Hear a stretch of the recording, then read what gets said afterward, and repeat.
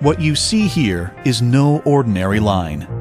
It's a line that over 1 million people in Ontario are trying to overcome. It's the poverty line. The gap between rich and poor in Canada is getting bigger and bigger. While those at the top keep increasing their wealth, those at the bottom of our society are struggling to survive. What does this mean in people's lives? This is Susie, a single parent. She needs $26,800 a year to reach that magical poverty line, but Susie only receives $16,000 a year from social assistance.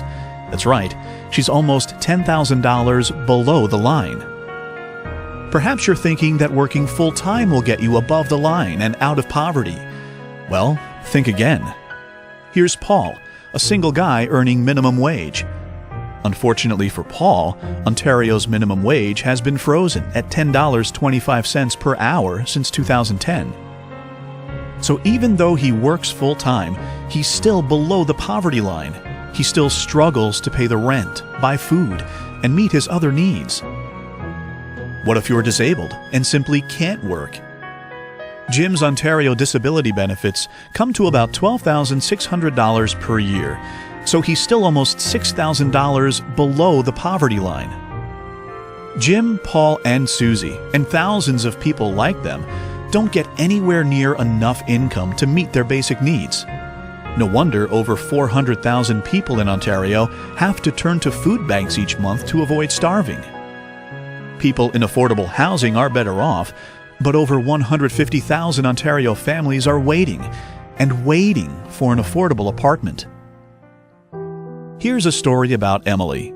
Hi, Emily. Hi. Emily is a single woman, and she is unable to get a job. She receives a monthly welfare check of $626. Emily was lucky. She found a place to live for only $500 per month. But things aren't as good as they seem. Soon after Emily receives her welfare check, there's a knock at her door. It's the landlord. After paying her rent, Emily has only $126 for the rest of the month. Emily has to buy groceries. She spends $60 at the supermarket. No treats. Now she has only $66 left.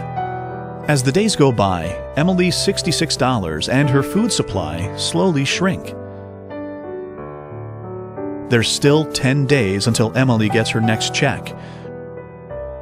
Her fridge is empty, and she's only got $6 in her pocket. She's got to eat somehow. So back goes Emily to the food bank. Emily's story is common among many people living in Ontario today. Does it have to be like this? No. What can you do? Together, we can do more than bandage the wounds caused by poverty, but we can hit poverty at its core.